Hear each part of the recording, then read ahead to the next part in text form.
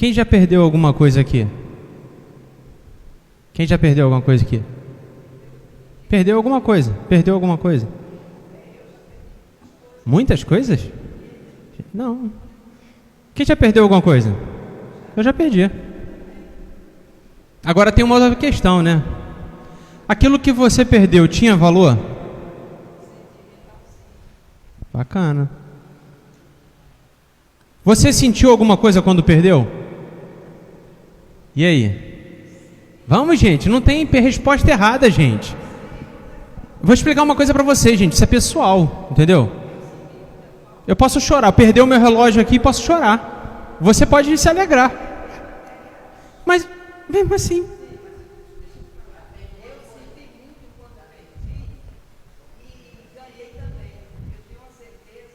Uhum.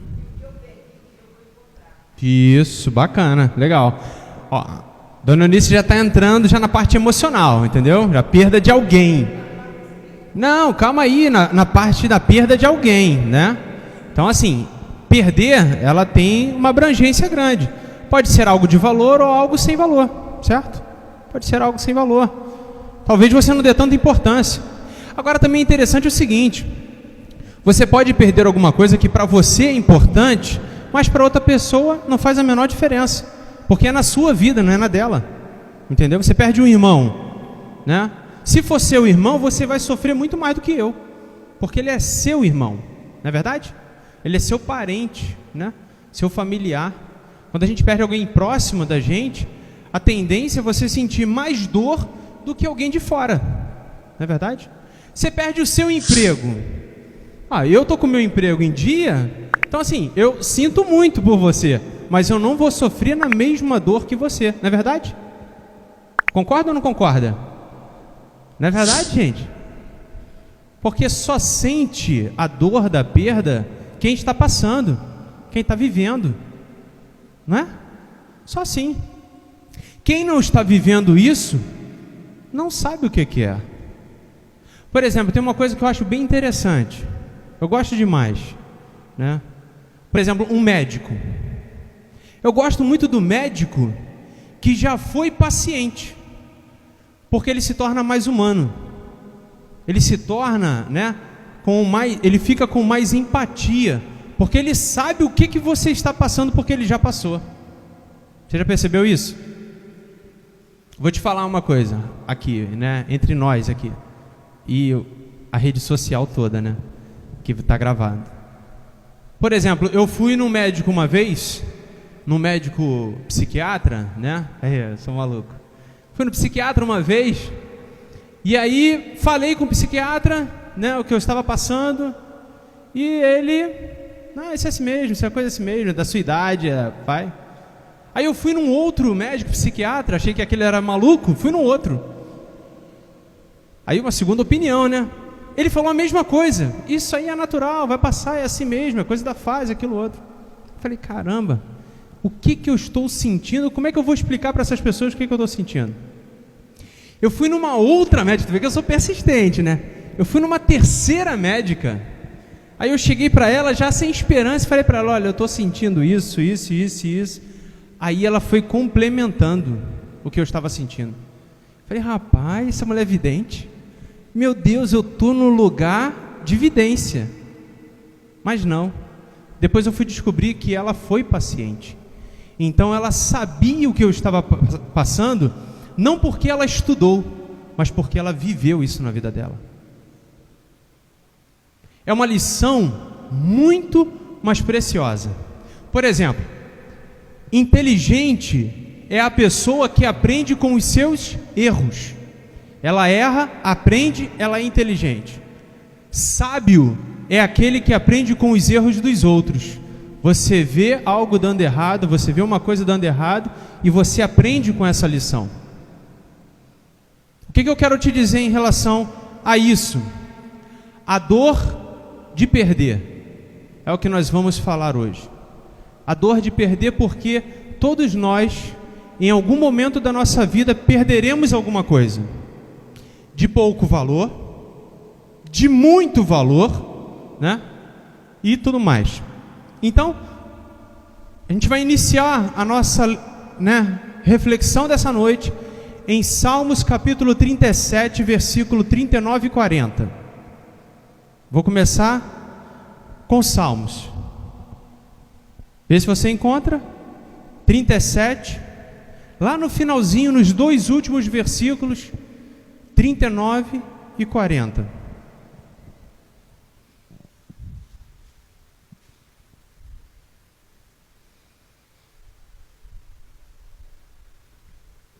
Quem encontrar, diga amém.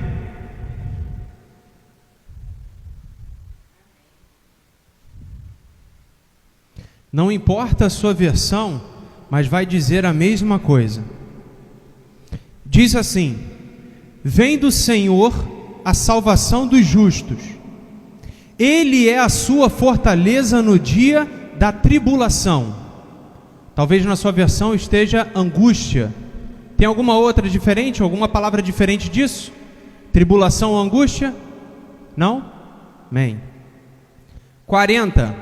O Senhor os ajuda e os livra. Livra-os dos ímpios e os salva, porque nele buscam refúgio. Amém? Feche os seus olhos.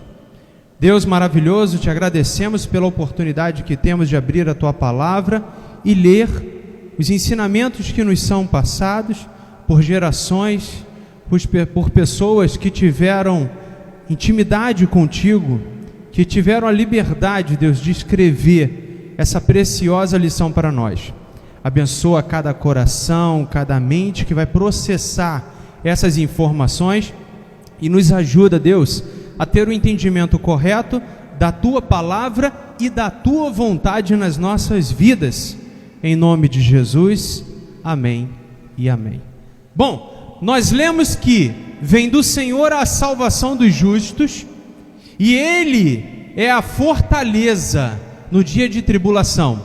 Ou seja, existirá um dia de tribulação, mas você encontra refúgio no Senhor. Como nós cantamos, Esse último louvor, nós cantamos sobre isso. Na verdade, se você observar todos os louvores, nós cantamos sobre isso, sobre a misericórdia de Deus, a bondade de Deus, a fidelidade de Deus, a justiça de Deus, o amor de Deus, o refúgio que Ele nos concede. Mas só vai encontrar paz em Deus quem buscar a Deus. Só vai encontrar, refúgio em Deus quem busca Deus. Quem não busca Deus não vai encontrar nada disso. Vê se você consegue entender. Deus está disponível para todas as pessoas, mas nem todas as pessoas vão encontrar Deus. Por quê? Não procuram, não buscam, não sabem fazer isso ou não querem fazer isso. Então elas nunca perderão Deus porque elas não encontraram ainda. Mas você já encontrou Deus, amém? Você já encontrou Deus, isso é ótimo. Então você já tem a certeza da sua vida do seguinte: a salvação está em Deus. Não tem outro caminho, não tem outra opção, não tem outra alternativa. Eu sei que no dia da adversidade Ele me ocultará, no recôndito do seu tabernáculo me acolherá. Não é verdade? Você sabe que isso acontece. Por quê? Porque Deus é misericórdia, Deus é amor, Deus é bondade, Deus é fidelidade.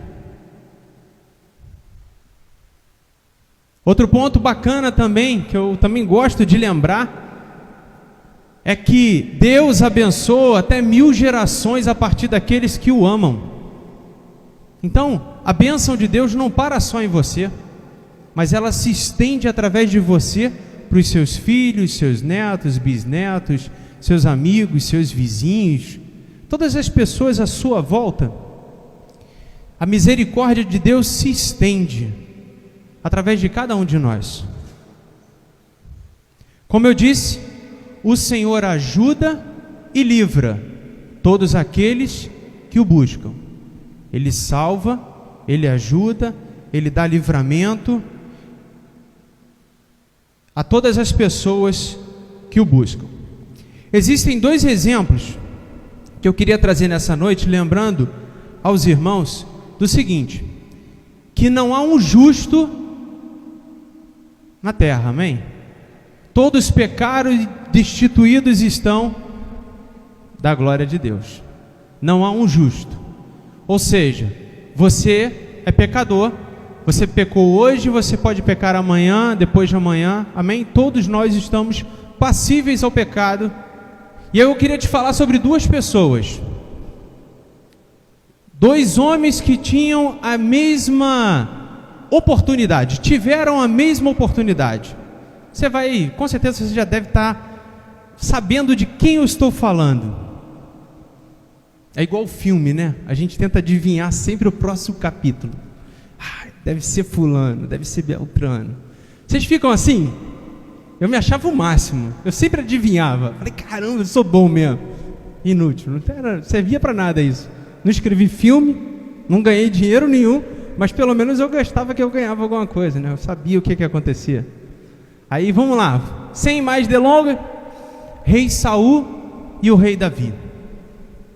Dois homens que foram ungidos por Deus, amém? Ungidos por Deus. Homens que foram levantados por Deus para governar o povo, para liderar o povo.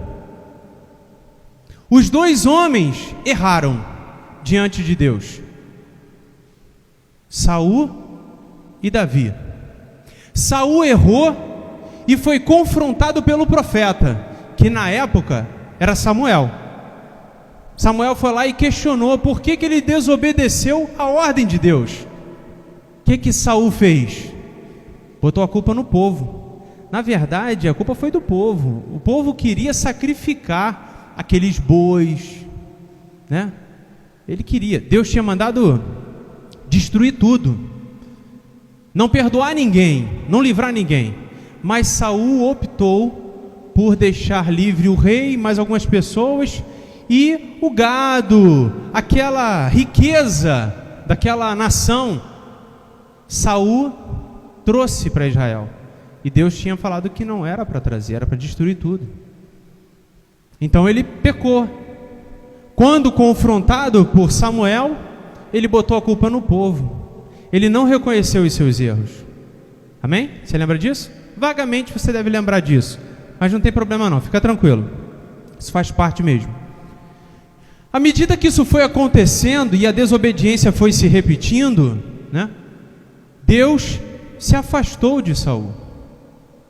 A Bíblia diz que Deus se afastou de Saul, e a partir do momento que Deus se afastou de Saul, quem entrou em cena? O diabo. Começou a tirar a paz de Saul. Aí quem vinha para trazer paz? Davi, músico, cantando louvores ao Senhor, trazia paz para Saul. No final da trajetória de Saul foi morrer o quê? Foi se suicidar. Saul estava tão fora de órbita que ele já nem reconhecia mais a questão de Deus, porque o seu coração estava tão endurecido, ele estava tão acostumado a dar justificativa dos seus erros, não assumindo as suas falhas, que ele acabou se matando lá e desistindo da própria vida. Aí vem a história de Davi, que você também lembra. Davi com aquela mulher bonita, né? Tá, você lembra dos detalhes, né? Bacana demais. Essa parte é mais recente. Davi também errou. Foi confrontado pelo profeta, só que não era mais Samuel, era Natã. Aí Natã falou com ele, né? O que tinha acontecido. Qual foi a reação de Davi? Pequei contra o Senhor.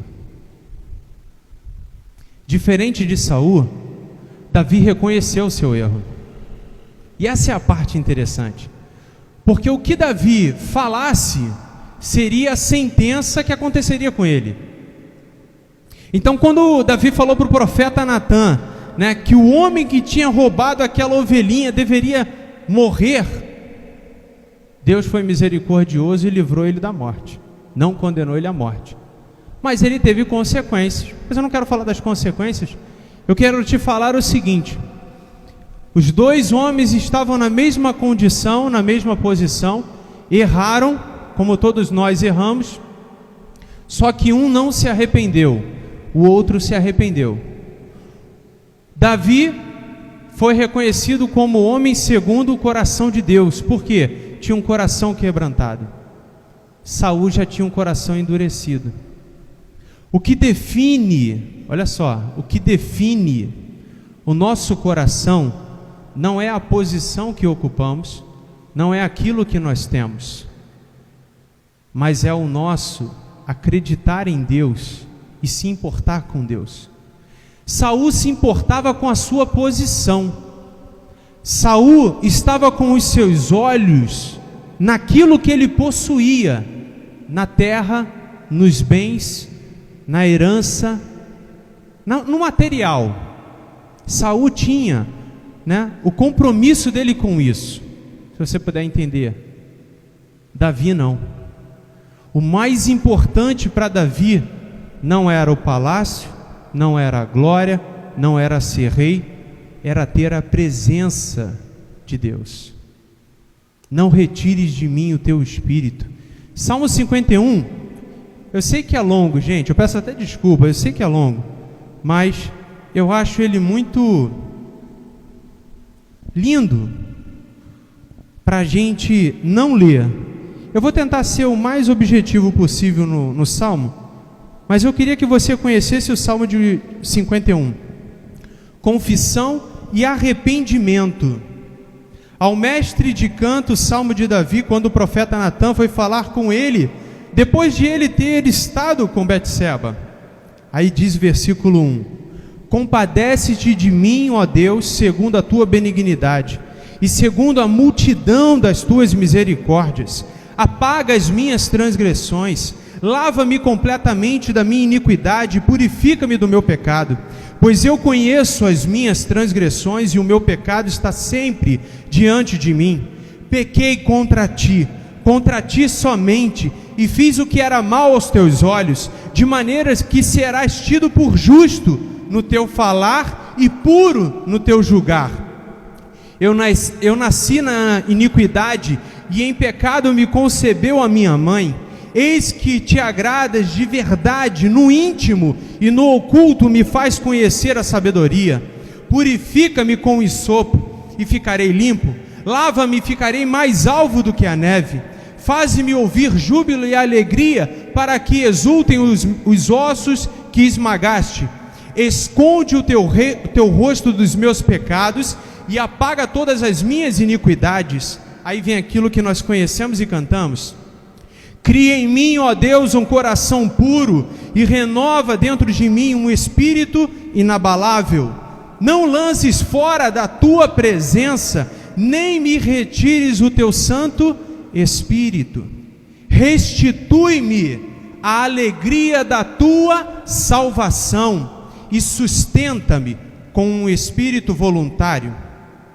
Então ensinarei aos transgressores os teus caminhos, e os pecadores se converterão a ti. Livra-me dos crimes de sangue, ó Deus, Deus da minha salvação, e a minha língua exaltará a tua justiça. 15. Abre, Senhor, os meus lábios, e a minha boca manifestará o teu louvor, pois não te agradas de sacrifícios, do contrário eu os ofereceria. E não tens prazer em holocaustos. Sacrifício agradável a Deus é o espírito quebrantado, o coração quebrantado e contrito, não o desprezarás, ó Deus. Faze bem a Sião, segundo a tua boa vontade. Edifica as muralhas de Jerusalém, então te agradarás dos sacrifícios de justiça, dos holocaustos e das ofertas queimadas, e sobre o teu altar serão oferecidos novilhos. Lindo, né? Fala sério. Eu achei muito relevante a gente ler sobre isso. Eu achei menos relevante a gente ler sobre Saul, porque ele dá desculpas, mas depois você pode ler, né? Ele vai falar lá que ele dá desculpa sobre o povo, vai falar que o povo é que é o culpado. Mas Davi, esse coração quebrantado, é aquilo que chama a atenção de Deus. Lembre-se sempre, vem do Senhor a salvação dos justos, Ele é a sua fortaleza no dia da tribulação, o Senhor os ajuda e os livra, livra-os dos ímpios e os salva, porque nele buscam refúgio, ou seja, em Deus buscam refúgio. A dor de Davi estava na possibilidade de perder a presença de Deus, o Espírito de Deus. Essa era a principal preocupação de Davi. Como eu disse, não era o templo, não era a glória de ser rei, não era a riqueza, não eram as mulheres. A importância que Davi dava era a presença de Deus. Por isso que eu te perguntei, o que você perdeu na sua vida? E o que você pode perder e qual o resultado que isso daria para cada um de nós? O bem mais precioso que nós temos é a presença de Deus. Porque o tempo que nós vivemos aqui na terra, ele é passageiro, uma hora ele vai acabar. Por mais que você seja regrado nas questões de alimentação, né, exercícios físicos, uma hora a gente vai partir. Mas existe uma vida que dura por toda a eternidade. Presta atenção, existe uma vida que dura por toda a eternidade, seja no céu ou no inferno, vai durar toda a eternidade. Se a gente perder o céu, a gente só tem um outro lugar para ir e ficar por toda a eternidade. Então assim, não pense, né? Não descuide, não vacile nesse momento que nós estamos tão próximo do final dos tempos. Lembre-se que o mais precioso que você tem é a presença de Deus. Cultiva a presença de Deus e você será muito feliz nas suas escolhas. Existe uma outra pessoa também, para a gente encerrar, que eu queria falar com você nessa noite. Está lá em Marcos. Marcos capítulo 14, versículo 33 e 34. Vê se você encontra aí. Marcos 14, 33 e 34.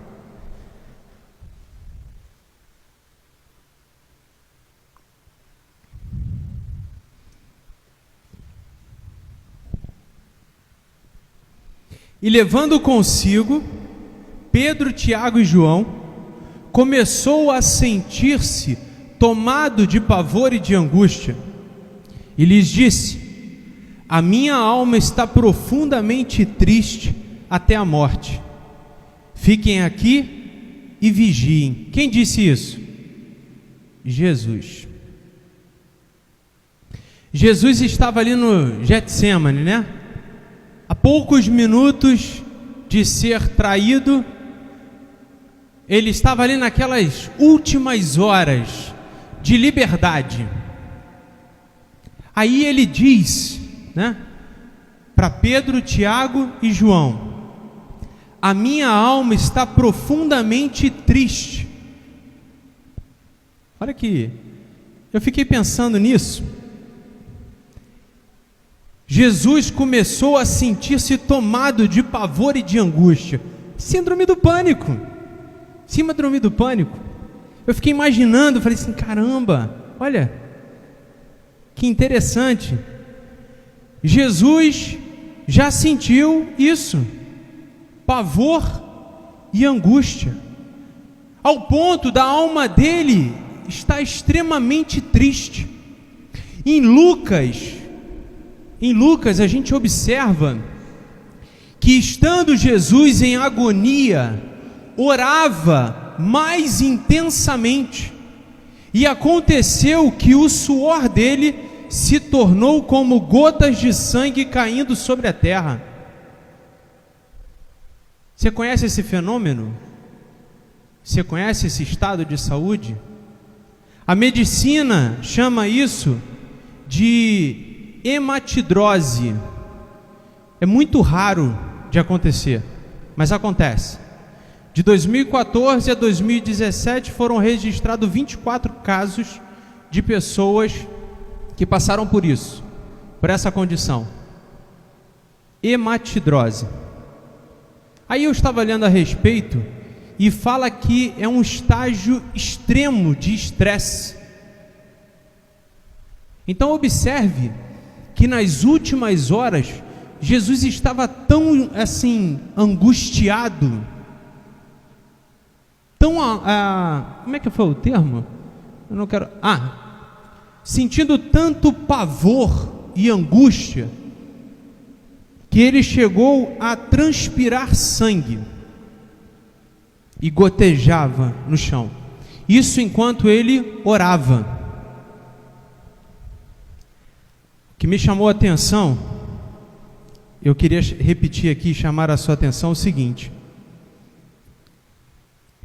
que o Senhor ajuda e dá livramento e dá refúgio para todos aqueles que o buscam. Jesus não estava sozinho. Se você lembrar, eu não vou ler, mas se você lembrar, Pedro chega a falar para Jesus o seguinte: poxa, ainda bem que o Senhor trouxe a gente aqui. Quer que a gente faça uma barraca aqui para Elias, né? Eu não lembro agora se é Elias ou Elia, um dos dois. Elias? Você quer que a gente faça uma barraca para eles? Ou seja, quando você estiver angustiado, eu falei isso no último domingo, se não me falha a memória. Se você estiver angustiado, se estiver triste, busca a Deus, ora, e você vai sentir paz. Se você estiver em dúvida de que caminho escolher, pede direção a Deus e Ele vai te dizer qual é a melhor direção. O nosso socorro vem do Senhor. A gente precisa lembrar disso. O mundo vai dizer para você confiar no mundo, confiar nas circunstâncias desse mundo, confiar na sua conta bancária. Olha que no mês passado nós tivemos um conflito, né, no Itaú, né? O pessoal que pagou a conta, o dinheiro sumiu, o dinheiro voltou. Tem gente que acredita na conta bancária, tem gente que acredita no melhor plano de saúde, tem gente que acredita em uma série de coisas terrenas, e a nossa vida terrena é passageira. É por isso que Jesus, quando orientava, ele dizia para você pensar nas coisas do alto, viver as coisas do alto, porque o seu tempo aqui ele vai acabar, mas por toda a eternidade você terá uma escolha: ou céu ou inferno. A escolha é sua, a escolha é nossa, não é verdade? É uma escolha que eu faço, e a minha escolha é mediante as minhas atitudes, é mediante ao meu espírito quebrantado. As minhas escolhas, elas podem ser como a de Saul ou de Davi. Vou repetir a questão das escolhas. Saul tinha o seu pensamento na terra, seu reino, por isso perseguiu a Davi, sua glória, por isso tentou matar Davi. Saul pensava nos bens materiais e não a Deus. Deus mandou destruir, Saul aproveitou.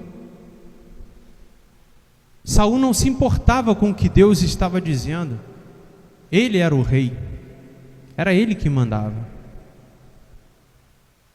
Davi não. Saul errou, mas não reconhecia os seus erros. Olha que eu não estou falando de reconhecer, não é nem confessar não, é reconhecer os seus erros. Davi, por outro lado, escreveu o Salmo 51. Lindo demais.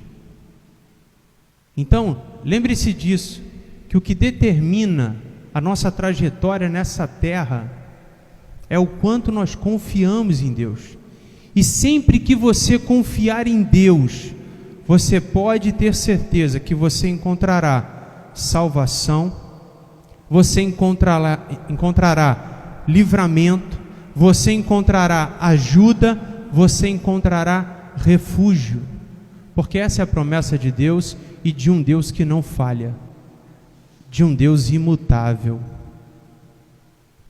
de um Deus que conhece o ontem, o hoje e o futuro, o amanhã. Eu li algo tão lindo que é simples, mas eu achei muito bacana, que dizia assim, que Jesus veio ao mundo no período em que nós éramos pecadores, ou seja, ele tinha conhecimento de que nós não merecíamos. Ele não veio pelas pessoas boas, pelas pessoas de coração puro, pelas pessoas voluntárias, amáveis, caridosas, generosas. Jesus não morreu só por essas pessoas, mas ele morreu por todos, assassinos, homicidas, por mais perverso que fosse. Tanto que você vê que no último momento, nos 46,5 do segundo tempo, existia, ao lado de Jesus, 2 homens, um deles com um coração duro, um deles que não enxergava os seus erros, um deles que não reconhecia os seus erros e falhas. E por outro lado, existia um outro que disse para Jesus: lembra-te de mim quando entrares no teu reino. Aí Jesus vai olhar para ele e fala assim: ainda hoje estarás comigo no paraíso. Tu sabe qual foi a atrocidade que ele fez? Jesus nem quis saber qual foi o crime que ele cometeu, da mesma forma que ele não quer saber qual foi o crime que você cometeu, o crime que eu cometi. E o crime, eu não estou falando dessa legislação na terra não, crime que eu digo é a penalidade diante de Deus. Ele não quer saber qual é o seu pecado. Jesus não quer saber qual é o seu pecado, qual foi a sua falha, qual foi o seu ponto de queda. Ele não está nem se importando para isso, mas ele está vendo o teu coração arrependido, quebrantado. É isso que chama a atenção de Deus. É isso que vai tocar no coração de Deus. E para a gente encerrar, preste atenção que a Bíblia fala o seguinte: digno é o trabalhador do seu salário. A Bíblia não fala que você não tem que parar de trabalhar, não é verdade? Você tem que trabalhar, sustentar sua família. O homem é o provedor da sua casa, e graças a Deus existe a mulher para compartilhar as despesas, Bacana demais isso. Mas a Bíblia não fala, que você tem que parar de trabalhar. Mas a Bíblia diz o seguinte: do que adianta ou do que adiantará uma pessoa ganhar o mundo inteiro e perder a sua salvação? O que é mais importante? Seguidores, riqueza, prosperidade nessa terra que vai te levar a uns 93 anos, 120 anos? De que adiantará uma pessoa ganhar o mundo inteiro e perder a sua salvação? Ou que dará uma pessoa em troca da sua alma? Essa parte eu achei bastante interessante. Uma coisa que a gente sempre ouviu aqui na igreja, Dinheiro não compra ar-condicionado para o inferno. Tudo que você tem vai ficar aqui, Não é verdade? Tudo que nós temos vai ficar aqui nessa terra. O que nós estamos, levando para a nossa outra vida? A dor de perder. Tema dessa noite: perder sempre nos leva ao sofrimento. Mas eu acho que o sofrimento maior é quando nós perdemos a presença de Deus. Eu acho que essa dor é maior. Só que a gente ainda não viveu essa dor. E eu não quero nem que você viva essa dor, mas eu quero que você seja sábio e aprenda para que você não perca a presença de Deus, porque é ela que vai te levar para uma vida eterna, uma vida de abundância, uma vida de alegria. Hoje tu sofre, hoje eu sofro. Tem gente que diz que o inferno é aqui na terra. Tem gente que vem com essa teoria, mas eu acho muito difícil de ser isso. Sabe por quê? Por exemplo, eu amo a minha filha. Para mim foi uma alegria muito grande vê-la nascer. Para mim foi muito bom. Eu não sentiria um prazer assim no inferno. Não há espaço para isso no inferno. Então, se aqui é o inferno, tem alguma coisa de errado, porque eu tenho momentos que eu estou sorrindo. Não é verdade? Tem momentos que você está sorrindo. Então isso aqui não é um inferno. Mas o sofrimento que nós temos é prova, talvez uma fração de milésimos de segundo, ou menos ainda, daquilo que seria uma vida sem a presença de Deus. Eu digo isso, a questão de inferno, porque assim, não é pela dor, não é pelo sofrimento, mas eu fico imaginando a ausência do Espírito Santo, porque é Ele que nos dá paz, é Ele que nos dá alegria, é Ele que nos dá livramento. Um dia, um segundo sem a presença de Deus nas nossas vidas, o que seria de nós? Então, lembre-se disso, lembre-se da sua fé, lembre-se de Deus que está contigo na sua caminhada. Aonde você for, lembre-se que você tem um Deus e zele pela presença de Deus. Zele para que nada tire a presença de Deus da sua vida, porque isso é uma coisa que você não pode perder. Isso é uma coisa que você não pode perder, amém? Não podemos perder. A Bíblia diz que no final, até os escolhidos, lembra disso? Eu lembro desse até. Chega até a me dar um calafriozinho. Até os escolhidos seriam enganados. A gente não pode permitir que isso aconteça. Bacana que a todo momento Jesus fala, vigiai e orai. Orai e vigiai, vigiai, vigiai. É algo que a gente precisa estar atentos. É algo que você precisa estar atento. Então, eu espero que Deus te abençoe. Eu espero que essa palavra não seja para te amedrontar, mas eu quero que você lembre disso, que Deus é maior do que todas as coisas. A presença de Deus é maior do que tudo nessa terra ou em qualquer outro lugar. Não abra mão da presença de Deus na sua vida. Faça a escolha correta. Faça a escolha correta na tua vida, amém? Olha, que Deus te abençoe, hein? Foi muito bom estar com vocês. Eu espero que Deus fale mais ao seu coração. Santo e poderoso Deus, abençoa, Deus, cada pessoa que entrou por essas portas, que ouviu, ó Deus, desta mensagem, que ela venha crescer nos nossos corações e que a tua presença, Deus, seja maior do que todas as coisas, que os nossos olhos e ouvidos estejam atentos à tua voz, a te alegrar, a conduzir as nossas vidas segundo a tua vontade, o teu querer. Abençoa, Deus, o restante dessa semana.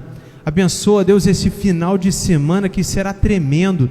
Estaremos aqui cultuando o teu nome, louvando a ti, adorando a ti, Deus.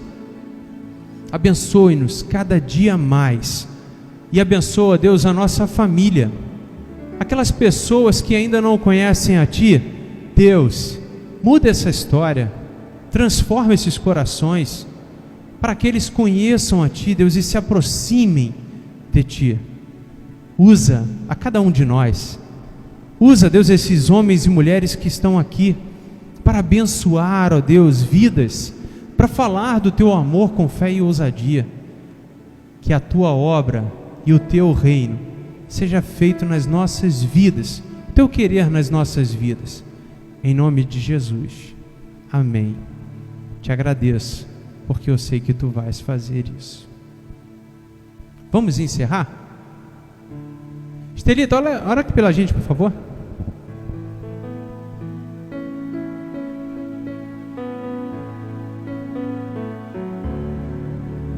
Ora aqui pela gente. Já estava tudo combinado, gente.